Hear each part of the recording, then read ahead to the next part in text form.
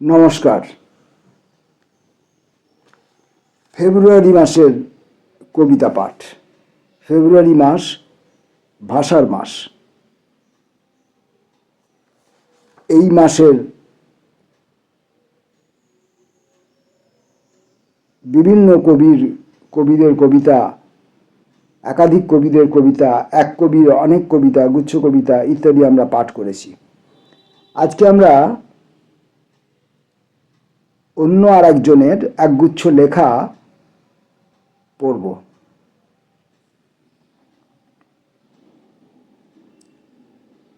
প্রথম লেখাটির নাম কালকের হাসি। বহুদিন পর আজ হাসিটি এসেছে।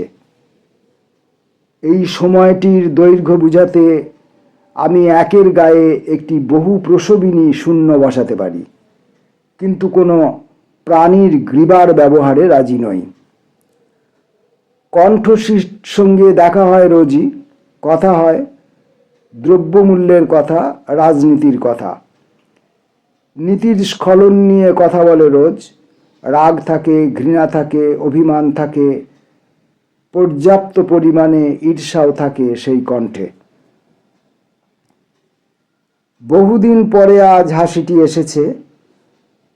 হাসি থেকে রং জন্ম নেয়, সেই রং লিখতে বসে জীবন কাহিনী। যে জীবনে কাহিনী নেই সে জীবনও গ্যালাক্সির মতো ধনী হয়ে ওঠে।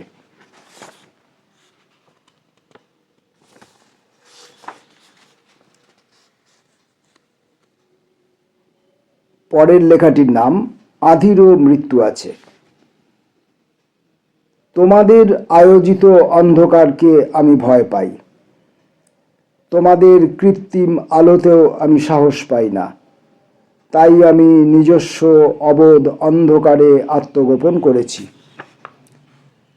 সমস্ত পৃথিবী জুড়ে ধুলোঝড়ের দাপট চলছে। আমার চোখ, নাক, কান কেউ সেখানে কাজ করতে পারে না। সখাত সুরঙ্গে সাময়িক আশ্রয় নিয়েছি তাই। স্বপ্ন দেখার পুরনো পদ্ধতিগুলি আর কাজে দিচ্ছে না। পুকুর নেই, পানা নেই, পানি ফল নেই, মিথেন রয়েছে কেবল। তবে মিথেনকে আমি বলবো না কিছুতেই আলহামদুলিল্লাহ, কারণ আধিরও মৃত্যু আছে।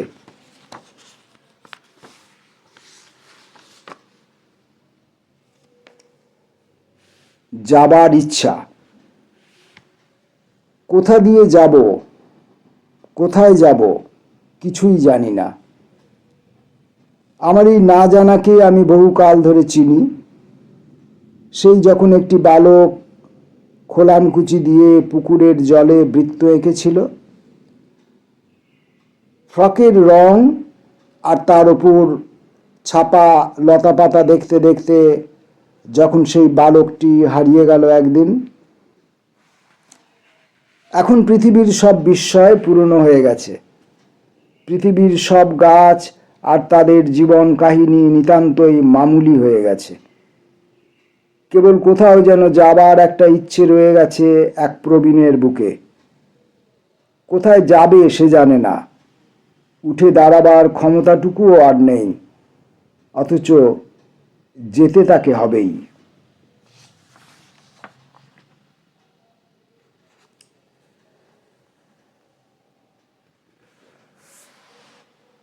ফেব্রুয়ারি মাসের কবিতার মাস, ভাষার মাস। এই ফেব্রুয়ারি মাসের কবিতা পাঠ পর্বের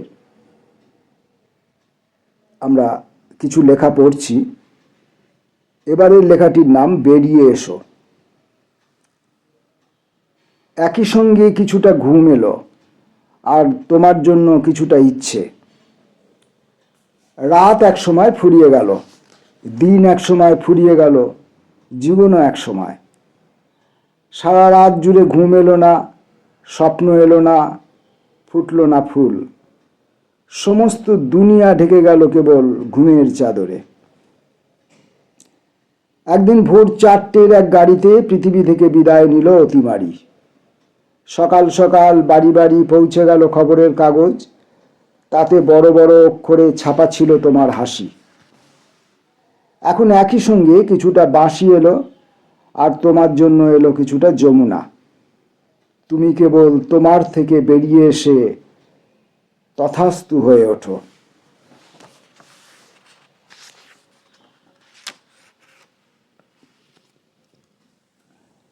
তোমাকে চিনি না,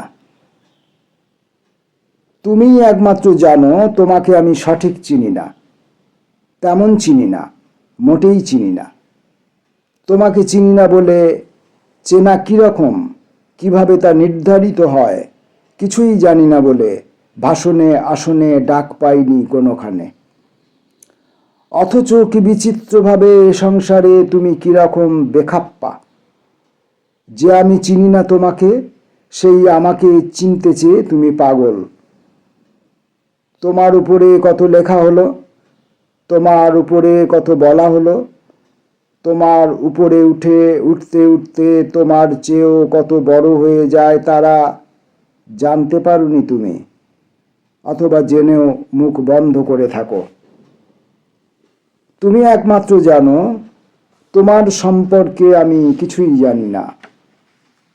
তোমাকে জানি না আমি, যেভাবে জানি না এই ভাঙা পাথরের একটিও খাঁজের রহস্যকে।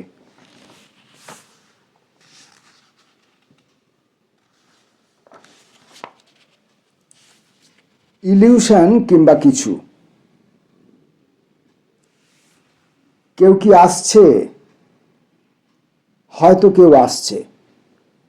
কার পায়ের শব্দের গোলাপ পাপড়িতে বাতাস যেন রহস্যময় হয়ে উঠছে। কে কাকে ডেকেছিল? কে কার কাছে আসতে চেয়েছিল? এই সব নিয়ে একদা প্রত্যেক দিন একটা করে ছোট গল্প লেখা হতো।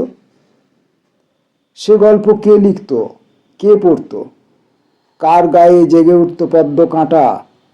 ইতিহাস লেখকরা সেসব লেখেননি কিছুই। কেউ কি আসছে? শোনার জন্য কান খাড়া একজন আহাম্মকের। কেউ তো আসছে না, বরং কেউ যেন চলে যাচ্ছে। বাতাসের গায়ে তাই খুব জ্বর, ব্রহ্মাণ্ড ডুবিয়ে দেওয়া জলও শুষ্কতায় কাঠ।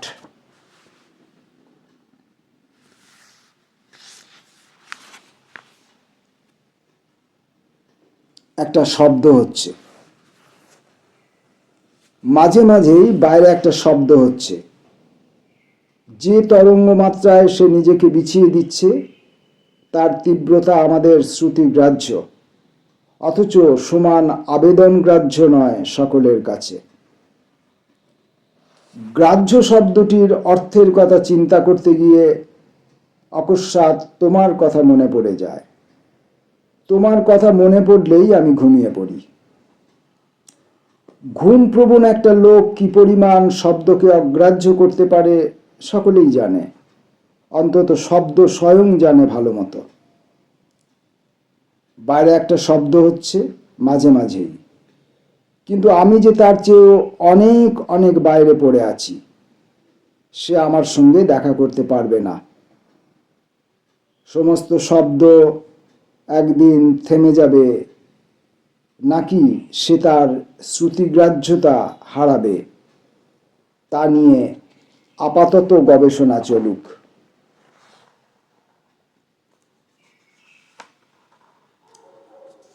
সময়কে দেখেছি, আমি নিজেই তো দেখেছিলাম, তাই আমি নিশ্চিত। গায়ে স্যান্ডো গেঞ্জি, পরনের লুঙ্গি, লেখার চেয়ারে বসে একটা পা খাটের উপর তুলে অন্য পাটা সেই খাটের তলায় মেঝের উপর রেখে থুতনিতে হাত দিয়ে কোনো একটা চিন্তাকে অবলম্বন করে বসেছিলাম। ঘরে আর কেউ ছিল না, বাড়ি ফাঁকা ছিল, এবং আমি যা তখন দেখেছিলাম সম্পূর্ণ পৃথিবীটাকে ফাঁকা মনে হচ্ছিল। এখানে অবশ্যই বলা প্রয়োজন, আমার টেবিলটা তখন অনেকটা দূরে, ছিটকে, একা একা, বিমূঢ়। আমি নিজের চোখেই এসব দেখেছি বহুবার। আজ এই মুহূর্তেও দেখতে পাচ্ছি, স্পষ্ট দেখতে পাচ্ছি, সেই একই মুদ্রায় বসে আছে সময়।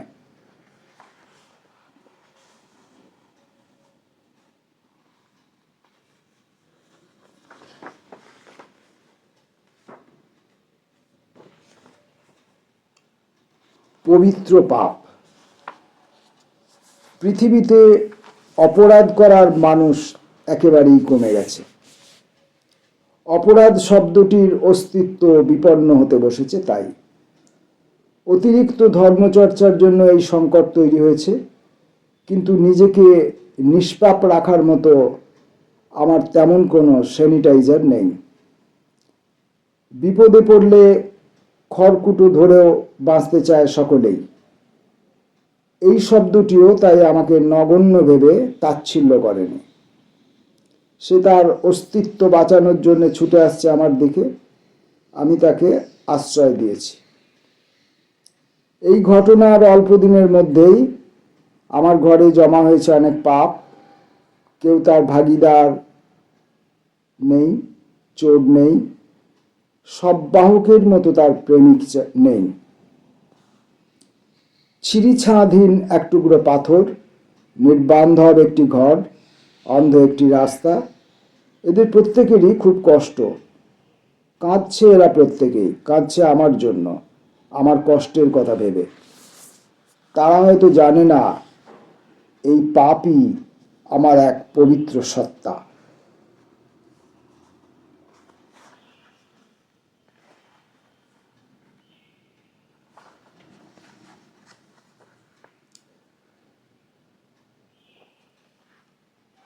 কবিতার মাসে আমরা জনৈক ব্যক্তির কিছু লেখা পাঠ করছি। সময়ের বয়স হয়। সময়ের দাঁত বড় ধারালো, বড় কঠিন। সময় নয়, একটা লোকের কথাই বলতে চাইছি এখন। সারা দিনে রাতে সে লোকটা একটা মাত্র গাছের কথাই ভাবে, ঘুরিয়ে ফিরিয়ে ভাবে। একবার মিল্কি ওয়ে থেকে, একবার অ্যান্ড্রোমিডা থেকে। গাছটার নাম সে জানে না, জানে না গাছটার গণ, প্রজাতি, বর্গ, কিছুই। বাড়ির লোকেরা, স্কুলের বন্ধুরা, পাড়ার সইসখারা কে তাকে কি নামে ডাকে জানে না।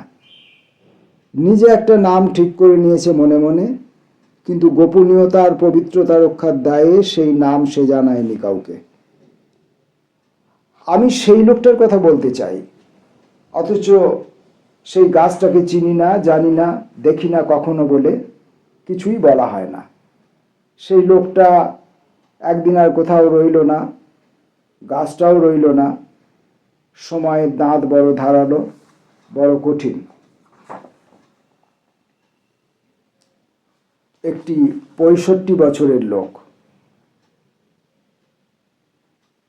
একদা একসময় দেবেন্দ্রনাথ ঠাকুরের এক সন্তান কবিতা লিখতেন। কবিতা লিখে তিনি বেশ খ্যাতিও পেয়েছিলেন।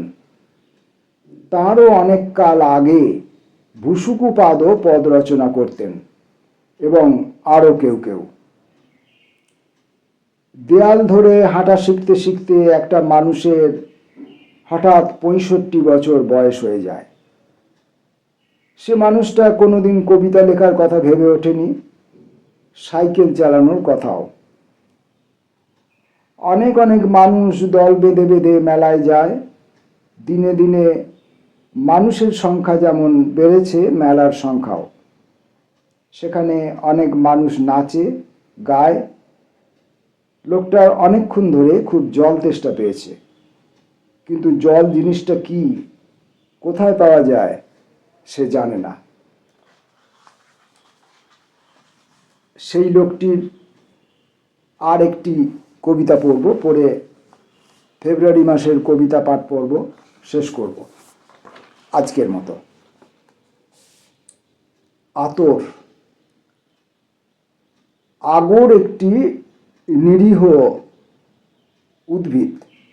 আগর গাছ একটি নিরীহ উদ্ভিদ। শরীর স্বাস্থ্য, পাতা পল্লব দেখে মোটেই তাকে অহংকারী মনে হয় না, মনে হয় না কঠিন ও হৃদয়হীন। আতর সন্ধানীরা তাই ক্রুশবিদ্ধ করার জন্য তাকেই বেছে নেয়, জানে আহত যিশুর কান্না ভেতরে ভেতরে সুগন্ধিতে পরিণত হয়। হাজার হাজার বছর ধরে তার সেই মনোহারী কান্না বিক্রি করে কোটিপতি হয় বণিকরা। অপমান করো, আঘাত করো, লোহার রড পুঁতে দাও আমার বুকে, সেই ক্ষতস্থান থেকে যেন বার হয় মৃত সঞ্জীবনী। নমস্কার।